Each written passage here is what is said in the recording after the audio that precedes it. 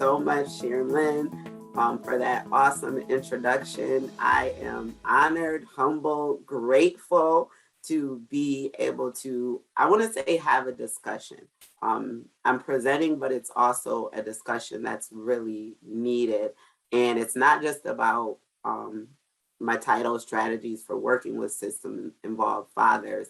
It's how we can elevate this discussion as child welfare practitioners and really move the needle for families overall. So Arlene is going to help me out by manning the PowerPoint, and we are going to get right into it with my why. And I need to show you a video and then get into our discussion. George Floyd's young daughter, Gianna, is remembering her late father with pride as protests continue around the country. On Tuesday, retired NBA player Steven Jackson, a longtime friend of Floyd's, shared this clip of him with Gianna on Instagram. Watch. That's right. Daddy changed the world. He did what? Daddy changed the world. Daddy changed the world. So I don't know if you could really hear that video. It was just a short clip, but that's George's daughter, Gianna. And what she said is, Daddy changed the world. And you are a part of this discussion video, wherever you are.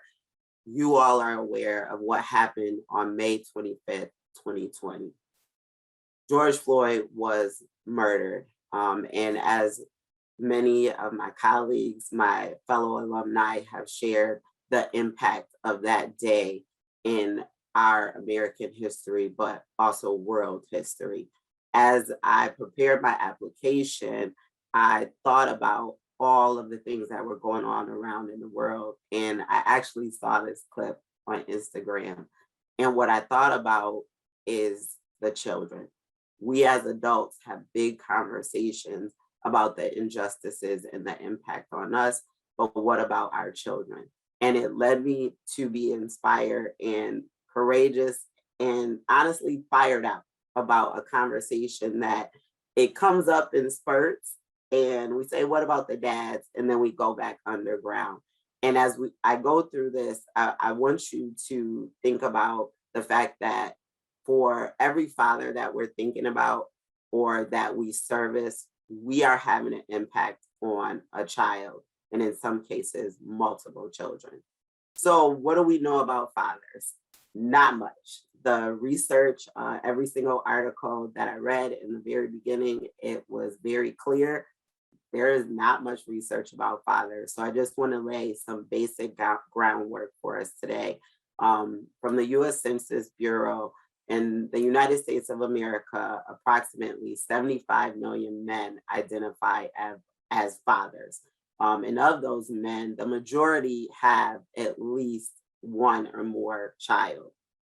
And they start out kind of young. I was really surprised to see that over half of men over 15 have fathered at least one child. And I think for me, that helped ground me, because that means that in our system of care, we're not just meeting the needs of adults who are fathering, we're meeting the needs of young adults who are fathering. And that's a twofold mission as child welfare practitioners. I was really grateful through my research to find the benefits. Across the board, everyone agrees that when fathers are involved in their children's lives, whether or not it's directly in their households by living with the other parent or just involved in their lives, we see across the board benefits and positive outcomes for children. As early as infancy, we see better cognitive outcomes, higher self-esteem, less depression amongst our teen population. Academically, we see higher grades, test score, and just overall academic achievement. Lower rates of substance use for both drugs and alcohol, higher levels of empathy and positive social behavior. For us as practitioners, I want us to keep in mind that when fathers are involved, the advantage is that we decrease the likelihood of children experiencing abuse and neglect. It's not just about the kids. As a society, we also can see positive outcomes for men who are fathering. We see increased employment, increased community service, as well as community involvement and health benefits, especially around cardiovascular health, and overall improved mental and emotional health benefits and increased confidence. And in the research, it spoke to confidence, not just in terms of themselves as caregivers, but them in terms as men in society at large. And I thought that was really, really helpful. So the flip side, when fathers are absent, children are 4 times more likely to live in poverty, 2 times more likely to drop out of high school, more likely to develop emotional or behavioral problems, more likely to experience teen pregnancy at a significant rate as compared to their peers, 2 times more likely to experience abuse and neglect. When it comes to health, 2 times more likely to suffer obesity and more likely to experience incarceration. And although this is about fathers globally, I think I want to just make note that when it comes to incarceration in the criminal justice system, being mindful of the disparate outcomes in that arena as well.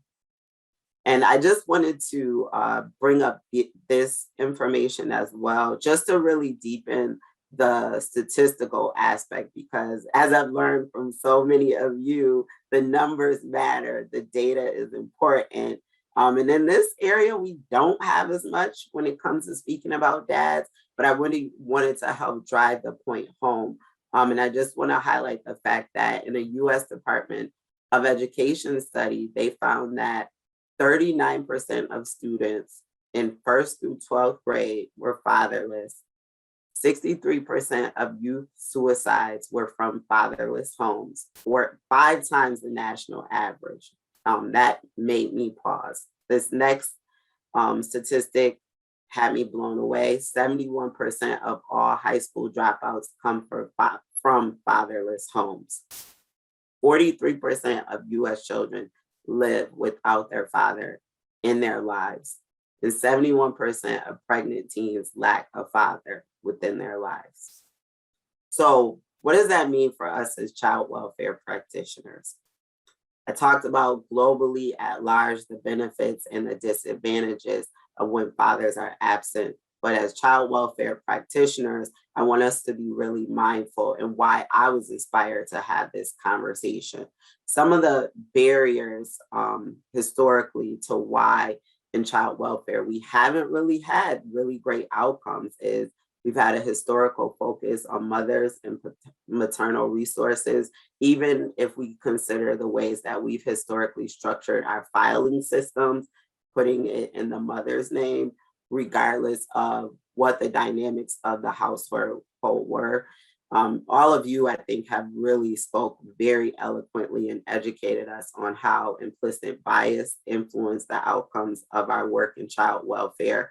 But something that I think is really important for us to be mindful when we're considering our work with fathers is that it's twofold when we're talking about our Black and Brown community.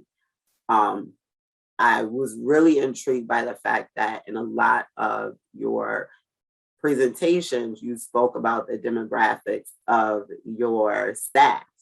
And I think we can say across the board is predominantly white females that are servicing our families of color. And when we're talking about fathers in the child welfare system, we can say based on disproportionality, our children and our families are overrepresented at the service table. And when it comes to bringing fathers into the fold, we also have to consider gender bias that some of us may come to the table with.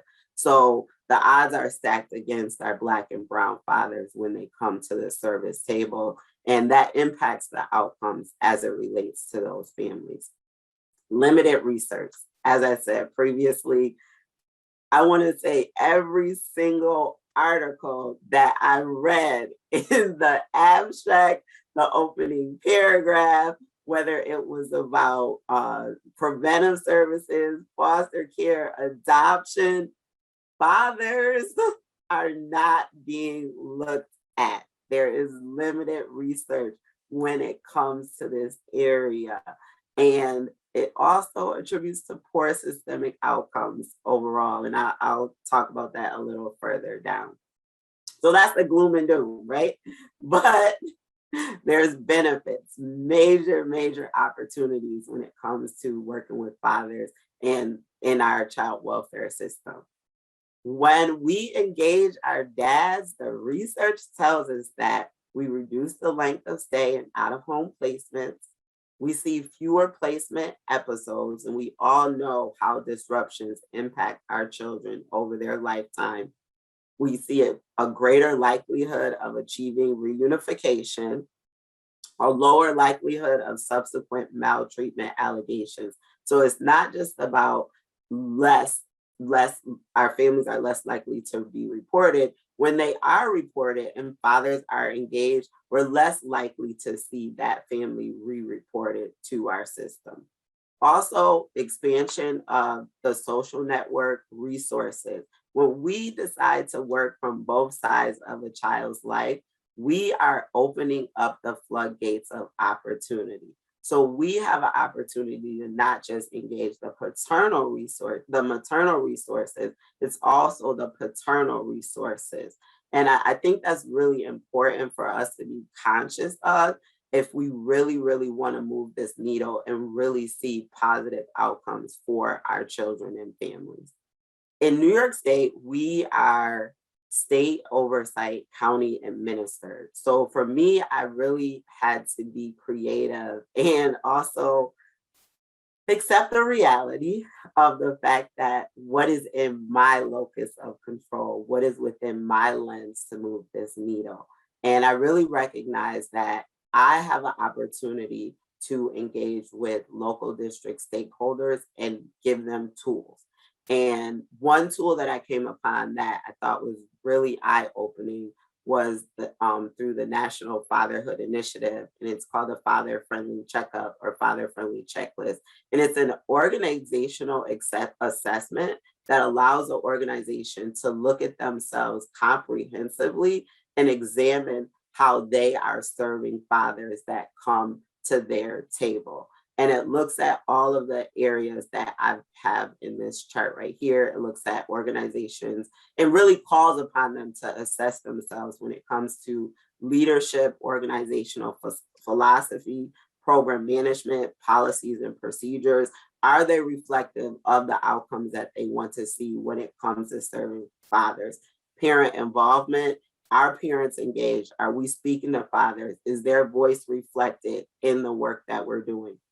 Program physical environment. This one really was eye-opening to me and I appreciated it. And it was about the images. People are visual. So in your work environment, do you have positive images of fathers interacting with their children? Not just for your client population to see, but for your staff to also see. Is your total environment lining up with the things that you're saying and the vision and the goal that your organization has for yourself? Staff training and professional development is where I decided to land in terms of my ARP. And I'm going to discuss that further in a few minutes. Collaboration and organizational networking. I learned a lot about this through my ARP, and I'm grateful for that, as well as community outreach. And if you are curious or you have an organization and you want to say, we say we're doing this work, but are we really? I really want to encourage you to take a look at the Father Friendly Checkup and do an assessment of yourselves, because I think it will really be eye-opening. So I said we were going to talk about strategies for engaging system-involved fathers. And I think it's important to lay the groundwork that we have an opportunity to address this at every level of child welfare, federally, state level, and locally. And I just wanted to educate you all, because I was educated through my research about what has happened on a federal level. I was really excited. I came upon an article that highlighted the legislation and how legislatively the federal government has always made it a point to address family systems. However, it wasn't until 1996 with the TANF reform that there was specific language that was put into legislation that spoke to the promotion of responsible fatherhood as being integral to successful child rearing and the well-being of children. And it created a space for actual federal funds to be put behind father serving programs and research. And the research that I came upon is the National Responsible Fatherhood Clearinghouse, which is a wealth of information, articles upon articles upon articles, as well as a more recent body of research that's actually ongoing right now. And I put an article in Hoover for anyone that's interested. Building Bridges and Bonds, the Parent and Children Together Responsible Fatherhood Evaluation. And that's a longitudinal study that's going on right now.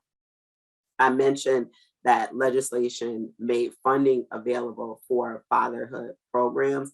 And those include the National Fatherhood Initiative, which I mentioned, also healthy marriage promotion and responsible fatherhood grant programs that allow states and localities to be able to earmark specific funds for father serving or programs. When it comes to oversight, the Child and Family Services Review, this is really valuable and important to me because although there is not a specific assessment that specifically outlines, are we meeting the needs of fathers? There are 4 questions within the CFSR that states and counties can use to evaluate their work in engaging fathers. And those 4 indicators are parent visitation, needs and services provided to parents, child and family involvement in case planning, and worker visits with parents.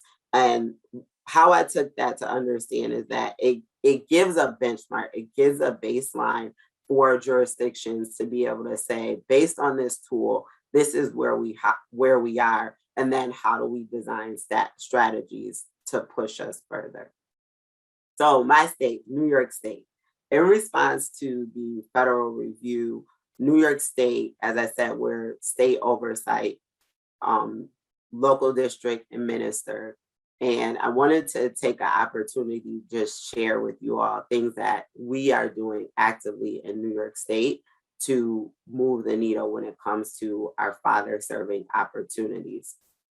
Overall, a state-led initiative is Healthy Families New York. It was founded in 1995, and it's basically a program that was created to service pregnant and parenting. And I want to bring your attention to the fact that I'm saying parenting individuals, because Healthy Families New York recognized that in 2007, they recognized that they had a missed opportunity within their program.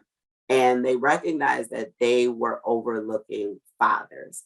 So they made strategic efforts to redesign their model and become more strategic in how they were serving families at large. And one of the strategies is being specific and intentional about their language.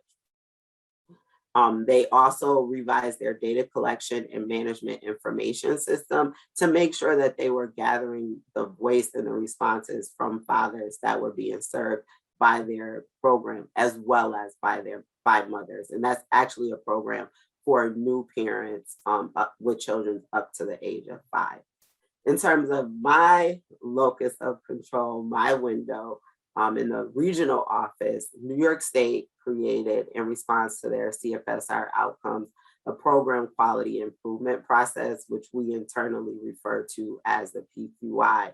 And that was a big shift, I think, for us, because it created a unit that was dedicated to reviewing the case practice of our jurisdictions, utilizing the tool that is the same tool that is used for the CFSR, and created baselines and information to guide our jurisdictions around their work. And in response to the outcomes from the CFSR, we also created a training for child welfare practitioners called Involving Fathers, Involving Fathers for Children Fundamentals. And it was redesigned and launched in 2019. And shout out to New York State, along with so many others around the world. We did a pivot and made that training available virtually. So we didn't stop. The training is focused on increasing understanding of the importance of fathers throughout the life of a case. Also, raising individual staff awareness of their personal experiences, their personal relationship with their father, and how it may influence their work with the children and families that they're responsible for serving. And witnessing this training in action was also eye-opening for me and inspired my APR. Just based on the responses from staff, I really recognize that we have a greater opportunity to educate them, but before educating them, having an understanding from them on what the barriers are. And I'm proud to say to date, we have trained approximately 1,000 individuals, and that training is ongoing. So my PICO, what you all came here for, I feel like my PICO changed. Whew, Lord. The Lord knows how many times my PICO changed. As Sharon Lynn said, late in the midnight hour, working for a bureaucracy, I learned to pivot and network and give people grace. Here in New York State, we are rolling out family first legislation. And I want to be really transparent and say that the original county that I was going to work with, they had some internal dynamics that caused me to have to shift. And I'm forever grateful to Thalia, Commissioner Thalia Wright, a MPLD alumni. I explained to her where I wanted to go, what I wanted to do. And she was like, of course, here you go. So my PICO, if Monroe County child welfare staff responsible for the identification, location, and engagement of fathers participate in a focus group and provide feedback on strengths and challenges, and also provide feedback on a proposed policy and desk aid tool, will it result in improved practice in identification, location, and engagement of fathers? And that is a lofty change to try to get out of PICO. But don't worry, just know it's coming, okay? A little background about Monroe County. Naquanda, I think, shared a lot of details about Monroe in her presentation. So for sake of time, I won't go and I won't go into a lot of detail, but I do want to share with you some unique nuances about Monroe County when it comes to their fatherhood strategies. Monroe County actually partners with the contract staff in their community. And through this individual and his agency, they are able to create some unique opportunities for their staff and for their community. They have a parenting program. It's an 18-week program that is offered specifically for fathers that are working with the Department of Social Services. They also have mentoring groups for young men. It's called Boys to Men. They have a community partnership with the Fatherhood Connection and Reggie Cox. That's the contract staff that they work with. And that really stood out for me because that shows that Monroe County is pushing things a step further. I think Shailene put a question in our Hoover chat about what are your communities doing around fathers? And it was validating to get the response that I got. Many were able to be honest and transparent and say, we're not doing much. There's more that can be done. So I want to say, Monroe County is ahead of the curve in that area. Additionally, as a whole, the department has these policies that are not specific to fathers, but they have an impact on outcomes as they relate to fathers. And that's their kinship firewall, as well as their blind removal policy. And Monroe County is ahead of the game. I believe Commissioner Wright, her MPLD presentation is available on YouTube if you want to learn more about that aspect of things with the county. Also, they participate in the statewide training that I mentioned, and they also have district level specific father related trainings that are offered through their community partnership. So I talked my methodology, I talked about the research that I did. I hope it was worthwhile and beneficial for you because it really was for me. I created a draft policy as well as the decision tree and a supervisory assessment tool, which I will share with you all in a few slides. And the most exciting part and most rewarding part of this ARP was I conducted focus groups to gain guidance and insight from our front line. It was really important to me to hear from staff where they saw our barriers and why we're missing the mark still when it comes to engaging this population.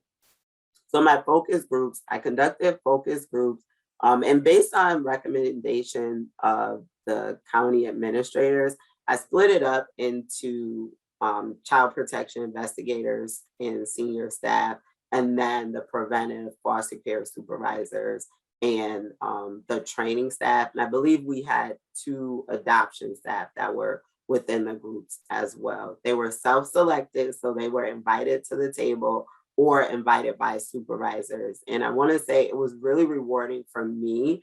Initially, I was like, it's going to be like 3 people who want to talk about this. Like, who else cares about hearing about this topic or sharing their views? But I got a really good response, I would say, for participation. They're about an hour and a half long. It was consisted of 10 questions, and I had 3 that were specific to supervisors because I'm always curious about how we're supporting that level of our workforce. Due to COVID, they were hosted via Zoom, but everyone leaned in and rolled with the punches. And they also gave me feedback on the tools that I created. So what did they have to say? I felt educated through these focus groups and I put their responses, and this is just a snapshot of the responses that they gave me.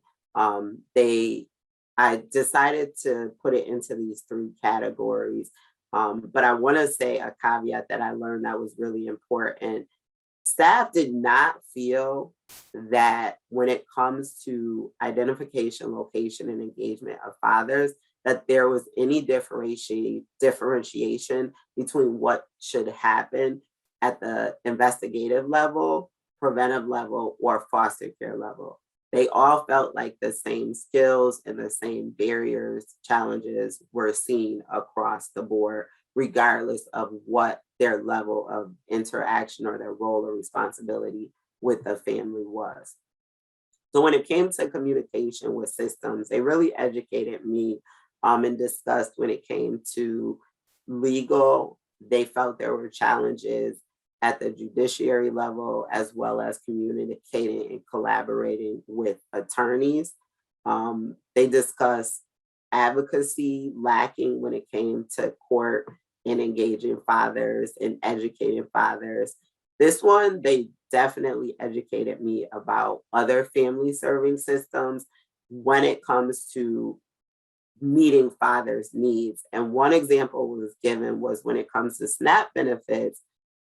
If the benefits are provided to the mother's household, but the father has visitation and there's a food need, the father does not have access to those same benefits because the child is already connected to a household that is receiving benefits. And when they shared it, they went on to say that, yes, there are community resources like food pantries and other things. However, are fathers comfortable accessing those resources? And that really got me to thinking about things that we overlook as practitioners, as far as our communities having to access various resources. And for a man, how comfortable will he be going to a resource like a food bank or something like that, knowing that one of the issues that came up when it came to bias is that historically fathers have really only been looked at in terms of what they can provide financially. So that was something that was pretty eye-opening for me and made me think further when it comes to further systemic changes that can be made. Also, they talked about working with prisons, and I talked about disproportionality in our families, especially our Black and Brown families, as they permeate other systems, bridging the gap between getting access to a father who may be incarcerated, being able to communicate with prison administrators, just navigating the nuances of that could be sometimes a barrier to them as staff being able to really meet all of the needs that are before them. Attitudes and communication. This was not surprising. This lines up with the research. Sometimes mothers they express, sometimes moms being reluctant to share information about dads, their location, their whereabouts, or even their names. For a variety of factors. There's research done about moms as gatekeepers and how as a system we can address that. They were really, really forthcoming and transparent about having to take time to explain to dads the role that they can have, especially when it's a dad who's not within the household and sees himself as a non-respondent. And is basically saying, well, the issue was at mom's house. What do you need me for? And how do they educate dads about the need for them to be a part of the change that may be needed for their families? How do they build the trust and communicate better with fathers? Okay. Also, sometimes dads just not trusting the system and needing more staff to handle the amount of responsibilities, not just in terms of fathers, but overall, and not enough fathers serving programs. They had some recommendations for helping staff in this area. As I mentioned, they said lack of programs was a barrier. They felt like more parenting programs for dad would be a positive for the community. Although they have a program, they want more. Multiple programs, basically, or from other providers. Also, contract agencies, understanding their specific roles and responsibilities when it came to working with fathers. Also, they brought up working with other family serving systems. In-court advocates was a recommendation before and after court appearances, courts being mindful of their impact on fathers. In their employment. We talked a lot about just, if you've ever been to court as a caseworker, it happens when it's going to happen. But being more conscious of how that can impact fathers who are trying to meet the needs of their families. And I mentioned staffing as well. I know I'm getting close to my time, but I just want to mention they highlighted more male staff, but the research also actually shows that it's not about the gender of the staff and meeting the needs of fathers. It's about their awareness of the cultural needs of fathers. So I think that listening to all of you who presented about cultural competency, it just elevated the need to make sure our staff are aware of the nuances of the individuals that they're serving. So my tools, this is just a quick little, I created this decision tree to be at a glance for staff, whether they're in the community or face-to-face with a family, just how they're processing through the case and making sure that they're hitting the mark and doing all the things that they're responsible for. And my supervisory tool, I based this tool on the CFSR, our internal New York State system, as well as there's a father's needs assessment tool. And I wanted to embed this so that supervisors could guide their staff a little deeper when they're working with fathers and asking them questions that are specific to their role in the family. And then I also embedded a work plan because I think it's really important that while we're assessing our staff, we also make it a point to give them an action plan on how they can address the areas that are recognized. Policy, I put my blood, sweat, and tears into this policy. And you know what the people said? No more policies. Staff really felt they know what the policy is. They need more support around how to address the barriers to meeting the requirements of what they're expected to do. And just as it says here, they appreciated the tools, but supervisors and staff equally said, how are we going to use this? How much time is this going to take us when it comes to utilization? It's great, but what is this going to look like in real time? Recommendations from them. They want the state to do more. In summary, they'd like a statewide fatherhood initiative, a work group or something like that. And also a searchable website was a request that they made, and looking at technology and how it could better serve their needs. Next steps for me, in summary, I'm going to continue to move this work forward. Monroe County has agreed to partner with me to actually create a targeted strategy where we're going to use the outcomes from their most recent performance quality improvement. And we are going to use, hopefully, the father-friendly checkup, as well as conduct some more focus groups and pilot the desk aid and supervisory tool. I've already started working through my mentor on updating the OCFS Fatherhood Initiative website, making it more user-friendly, more resources for the field available. And as of finalizing this presentation, I will be coordinating in my regional office a one-day father engagement conference discussion through Ignite the Flames of Fatherhood. I'm really excited about that opportunity that will take place this winter.